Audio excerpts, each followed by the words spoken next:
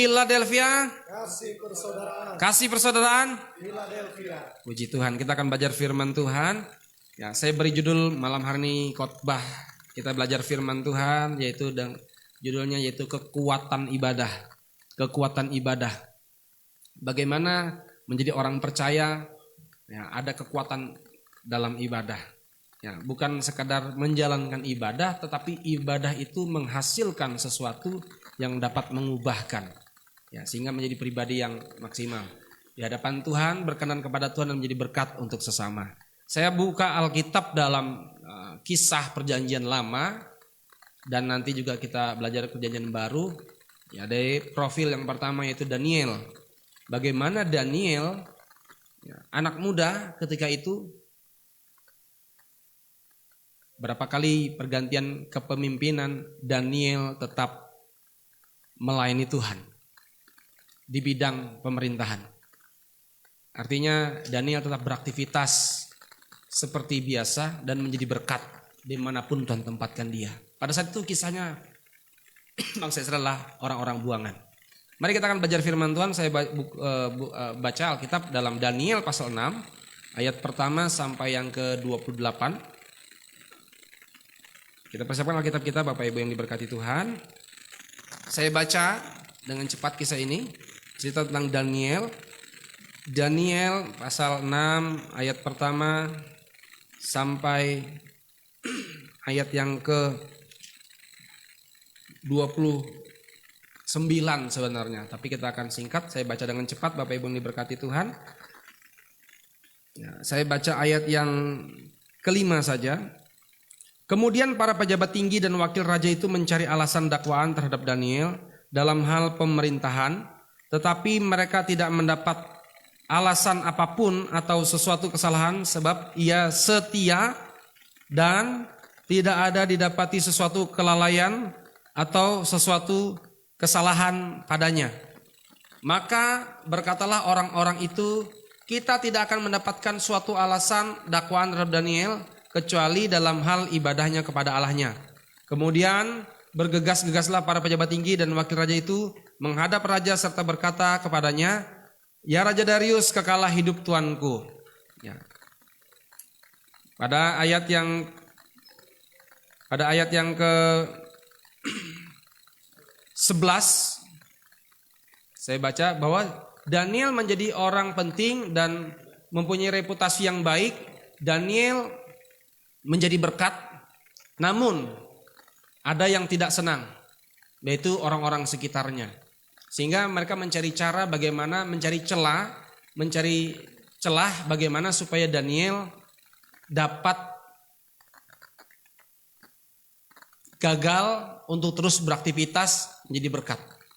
Mereka menemukan perbedaan yaitu dalam hal ibadah. Dan mereka mengusulkan kepada pemerintahan pada saat itu supaya menyembah. Semuanya menyembah.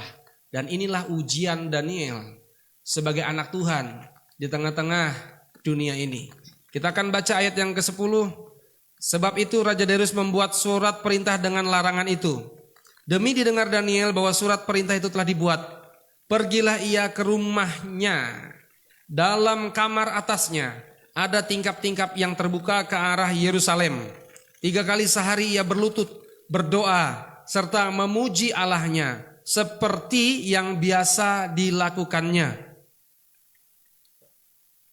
Bapak Ibu yang diberkati Tuhan, itulah yang dikerjakan Daniel. Ketika dia sudah biasa ibadah, ada tantangan. Yang dia kerjakan adalah tetap juga beraktivitas, melakukan kegiatan rohani. Daniel adalah profil orang yang sibuk namun tidak pernah lupa dengan Tuhannya. Dia juga sibuk untuk 3 kali sehari menghadap kepada Tuhan dalam doanya di kamarnya, di rumahnya. Ya. Hidup Daniel, hidup yang beribadah, mendapatkan promosi. Menjadi salah satu petinggi di antara orang-orang pada zaman itu. Namun tantangan Daniel supaya Daniel tidak bisa ibadah. Tantangan Daniel supaya Daniel tidak menyembah. Tantangan Daniel adalah disalahkan. Tantangan Daniel adalah diperlakukan tidak adil. Tantangan Daniel adalah mungkin ya bahasa sekarang dizolimi atau dibuat ya disalahkan, dicari celahnya. Daniel adalah pribadi yang berintegritas. Ya, kita baca pada ayat yang ke-5 tadi. Kemudian para pejabat tinggi dan wakil raja itu mencari alasan dakwaan terhadap Daniel dalam hal pemerintahan, tetapi mereka tidak mendapat alasan apapun atau sesuatu kesalahan, sebab ia setia dan tidak didapati sesuatu kelalaian atau suatu kesalahan padanya. Inilah Daniel, orang yang beribadah. Semestinya kita yang beribadah, orang-orang yang melayani Tuhan, semestinya berintegritas. Kegiatan rohani yang kita kerjakan di rumah mestinya menunjukkan, menampilkan bahwa kita punya kualitas hidup di luar sana. Bukan hanya kita menyembah memuji Tuhan, tapi di luar sana kita beraktivitas, mempertontonkan bahwa kita adalah orang-orang yang menyembah dan memuji Tuhan dengan sikap berintegritas. Apa sikapnya? Kita melihat Alkitab mencatat tidak ada kesalahan. Ia setia, tidak didapati kelalaian. Bukankah banyak orang melayani Tuhan, mengasihi Tuhan, beribadah luar biasa, antusias, maksimal. Tetapi yang menjadi pergumulan kita adalah bagaimana menghadapi untuk tidak salah. Bagaimana belajar hidup benar, bagaimana untuk tidak lalai dalam pekerjaan. Saya percaya Bapak Ibu yang diberkati Tuhan, Daniel dalam pekerjaannya dia tidak lalai, tidak dapati kesalahan, bekerja maksimal, berintegritas. Saya percaya dimulai dari rumah. Ya, dimulai dari rumah. Dimulai dari kegiatan rohaninya di rumah. Semestinya orang yang punya prinsip hidup, bahkan gaya hidup melayani Tuhan, beribadah, semestinya tampil di luar sana tuh gaya hidupnya mempermuliakan Tuhan. Tidak lalai, tidak melakukan hal-hal tercela. Ya. Bapak Ibu yang diberkati Tuhan, itulah kisah Daniel, dan kita tahu kisahnya akhirnya Daniel mendapatkan tantangan yang besar, yaitu menghadapi gua singa.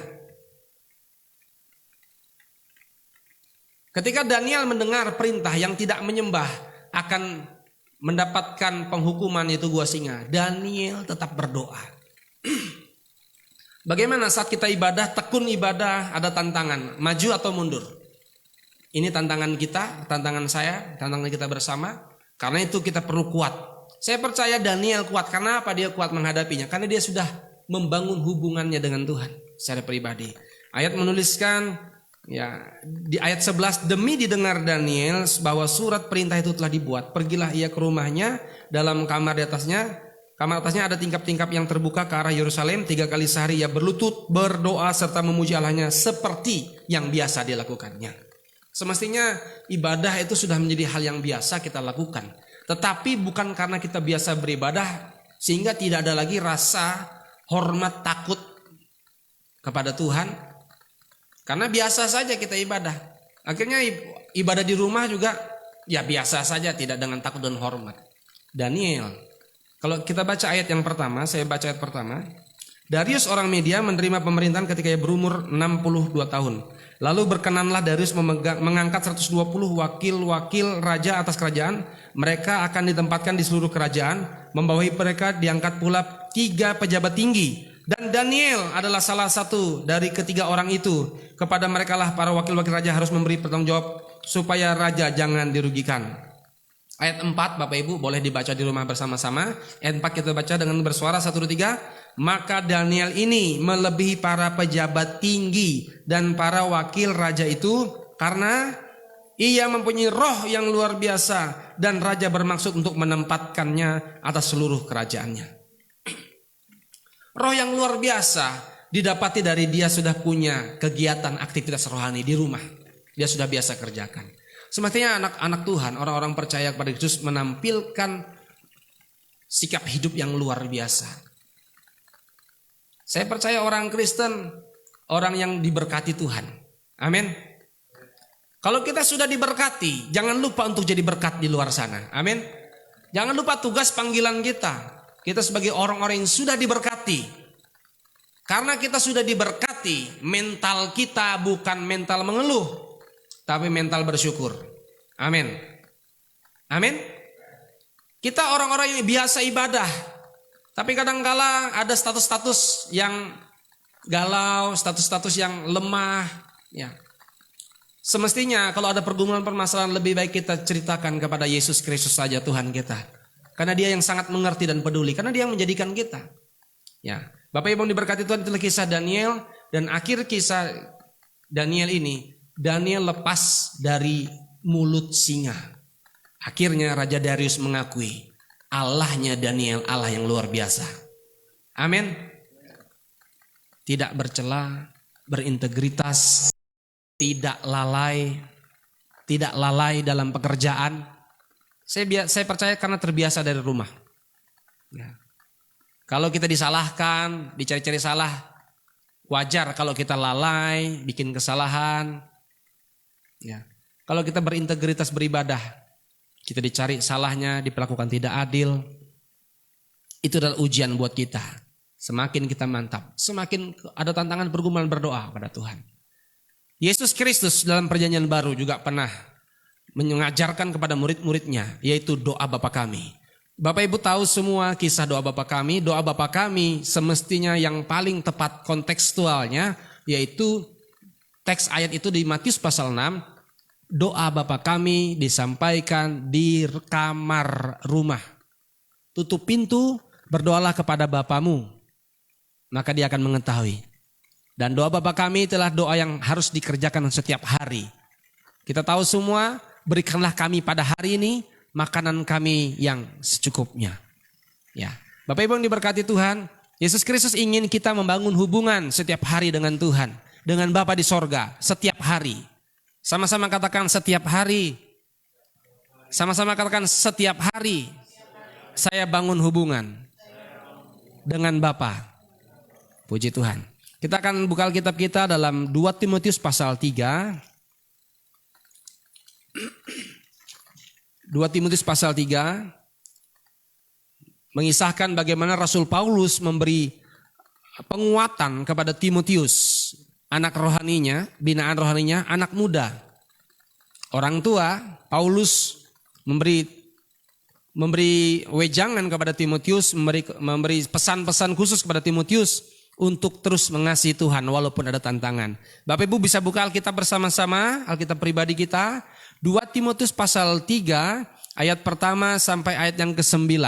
2 Timotius pasal 3 ayat pertama sampai 9, demikian firman Tuhan. Ketahuilah pada hari-hari terakhir akan datang masa yang sukar. Manusia akan mencintai dirinya sendiri dan menjadi hamba uang. Mereka akan membual dan menyombongkan diri. Mereka akan menjadi pemfitnah. Mereka akan berontak terhadap orang tua dan tidak tahu berterima kasih, tidak mempedulikan agama, tidak tahu mengasihi, tidak mau berdamai, suka menjelekkan orang, tidak dapat mengekang diri, garang, tidak suka yang baik, suka mengkhianat, tidak berpikir panjang, berlagak tahu, lebih menuruti hawa nafsu daripada menuruti Allah. Secara lahiriah, mereka menjalankan ibadah mereka, tetapi pada hakikatnya mereka memungkiri kekuatannya. Jauhilah mereka itu. Ya, kalau kita baca ciri khas manusia pada akhir zaman yaitu mencintai dirinya sendiri, menjadi hamba uang, membual, menyombongkan diri, menjadi pemfitnah, berontak terhadap orang tua sudah biasa, tidak tahu berterima kasih sudah biasa, kemudian tidak mempedulikan agama, kemudian tidak tahu mengasihi, tidak mau berdamai, suka menjelekkan, tidak dapat mengekang diri, garang, tidak suka baik, suka mengkhianat, tidak berpikir panjang, berlagak tahu, lebih menuruti hawa nafsu daripada menuruti Allah, daripada mengasihi Allah. Yang lebih dituruti adalah hawa nafsu. Ini keadaan manusia akhir zaman. Itulah manusia-manusia yang di luar Kristus. Apakah benar? Ayat mencatat, mereka adalah orang-orang yang Mereka adalah orang-orang yang beribadah. Tapi mereka memungkiri kekuatan ibadah. Mereka tidak mau diubah oleh kuasa ibadah. Mereka tetap jalankan ibadah. Bapak Ibu dengarkan kata-kata yang baik ini. Ada orang menderita, sakit, terus berjuang. Mereka tetap melayani Tuhan. Itu luar biasa. Ada juga orang bikin dosa, macam-macam, kelakuan gak benar. Tetap dipertahankan dan mereka tetap melayani Tuhan. Luar biasa juga. Ya. Inilah keadaan manusia di akhir zaman. Yang dituliskan tadi adalah orang-orang yang beribadah namun tidak berubah. Karena itu Tuhan Yesus mau kita mengalami kelahiran baru, kuasa ibadah itu mengubah kita. Amin. Ya. Biarlah hidup kita beribadah semakin hari semakin berubah, semakin belajar. Tidak mencintai dirinya lagi, tapi mau mengasihi Tuhan dan mengasihi sesama. Amin. Kalau kita katakan aku mau mengasihi Tuhan, aku cinta Yesus. Kita buktikan kita mau mengasihi sesama orang-orang di sekitar kita. Ya. Bapak Ibu yang diberkati Tuhan, saya percaya kita adalah orang-orang yang diberkati Tuhan. Semakin hari semakin belajar serupa Kristus. Namanya juga belajar pasti ada ujian. Ketika ada ujian, harap tenang. Sedang ujian. Amin. Kalau kita sedang beribadah terus ada tantangan pergumulan datang melanda, kesulitan, itu sedang ujian. Terus kita berdoa, sudah kita usir tengking-tengking. Ya, sepertinya Tuhan berdiam, sepertinya tidak ada Tuhan. Kita sedang ujian, kita dibiarkannya untuk mainkan iman kita. Amin. Ya. Yang diperlukan orang-orang yang beribadah, kekuatan ibadah yang mengubah kita, yang diperlukan. Yang pertama adalah kita perlu mentor. Kita perlu pembimbing rohani. Kita perlu pemimpin rohani. Kita perlu orang yang berotoritas di atas kita. Amin. Inilah prinsip Tuhan. Prinsip Tuhan adalah prinsip pemuritan. Prinsip Tuhan adalah kita menjadi murid yang menerima pengajaran. Prinsip sorga adalah kita harus digembalakan. Sampai kelak kita berjumpa dengan Gembala Agung Yesus Kristus Tuhan. Amin. Ya. Karena itu kita setelah tanam di gereja lokal, kita harus masuk dalam pemuritan, kelas pengajaran. Ya jelas kalau pengajaran tidak bisa firman sebentar. Kita belajar sama-sama menyelidiki firman kebenaran supaya kita tidak mudah disesatkan. Ya. Orang tersesat tidak sadar. Karena itu kita tahu harus belajar firman Tuhan secara tepat dan benar. Bapak Ibu yang diberkati Tuhan, kita baca ayat 10. Rasul Paulus sampaikan kepada Timotius, keadaan manusia akhir zaman, banyak hal-hal negatif. Itu ada pada orang-orang percaya Yesus. Mereka ibadah, tapi sikap hidup mereka memalukan. Sehingga Kristus tidak dipermuliakan. Ya. Kita akan lihat pada ayat 10, saya baca ayat 10 Bapak Ibu. Tetapi engkau telah mengikuti ajaranku, cara hidupku, pendirianku, imanku, kesabaranku, kasihku, dan ketekunanku. Paulus menyampaikan kepada Timotius, Timotius, namun engkau berbeda. Walaupun keadaan manusia akhir zaman nanti hal-hal yang negatif banyak. Namun orang yang punya contoh, punya teladan, hidupnya berbeda. Paulus mau memberikan dirinya menjadi contoh teladan rohani. Bapak Ibu yang diberkati Tuhan, kita perlu mentor. Ujian terbesar kita adalah ketika kita melihat kekurangan pemimpin kita. Apakah kita tetap menghormati, menghargai, mendukung dia? Ya.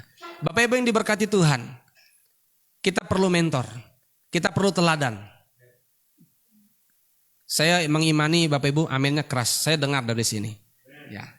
Bapak Ibu yang diberkati Tuhan, bagaimana kalau ibu-ibu punya masalah pergumulan terus dia nekat gitu? Bagaimana bapak-bapak kalau dia punya pergumulan permasalahan, dia melakukan hal-hal yang tidak tepat, yang tidak benar. Dan dilihat oleh anak-anaknya. Sehingga anak-anaknya meniru seperti itu. Bagaimana generasi muda hidup sembarangan, sembrono, Sedangkan masih ada generasi di bawah kita. Mereka melihat kita. Kehancuran, kebobrokan generasi karena mereka meniru. Karena itu kita perlu teladan. Bapak Ibu, saya senang sekali kalau Bapak Ibu tetap menjadi teladan.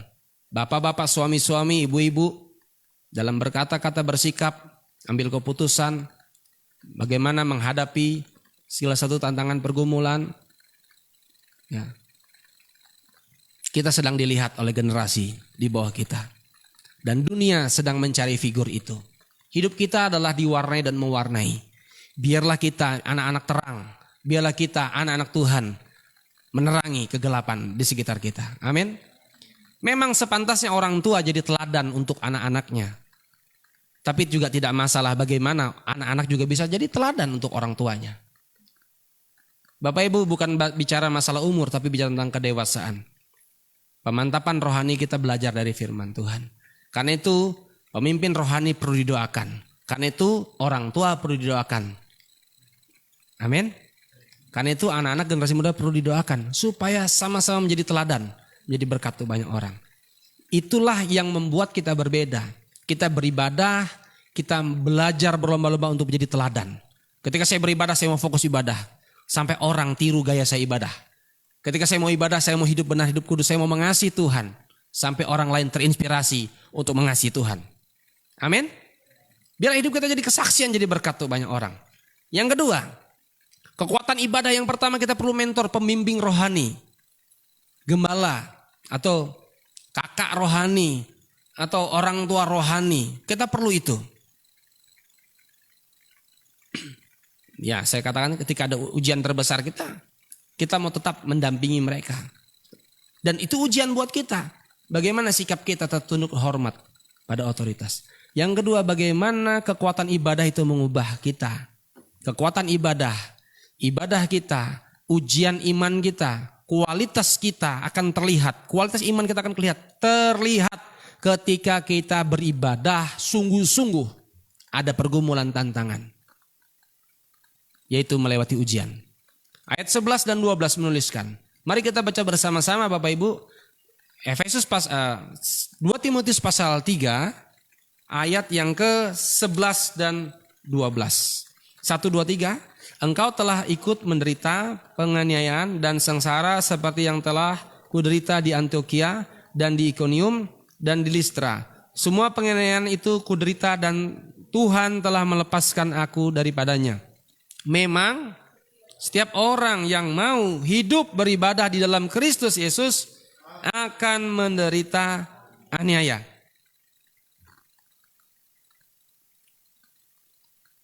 Daniel di Perjanjian Lama, ibadah ada konsekuensinya. Mungkin jabatannya, mungkin tidak disenangi, mungkin perlakuan tidak adil. Masuk gua singa. Tapi buktinya, orang yang terus beribadah pasti dibela Tuhan. Mujizat terbesar adalah kita tetap bertahan sampai akhir. Saya percaya Kristus pasti membela dan memelihara kita. Amin. Dan iman kita akan terlihat ketika ada ujian. Disitulah akan muncul iman kita yang sesungguhnya. Bukan berapa banyaknya ibadah. Bukan berapa banyaknya dengarkan firman Tuhan. Bahkan berapa banyak orang dengarkan firman Tuhan namun tidak berubah. Ini menjadi koreksi buat saya secara pribadi dan kita bersama. Hari Minggu status rohani, hari Senin sudah hilang status rohaninya.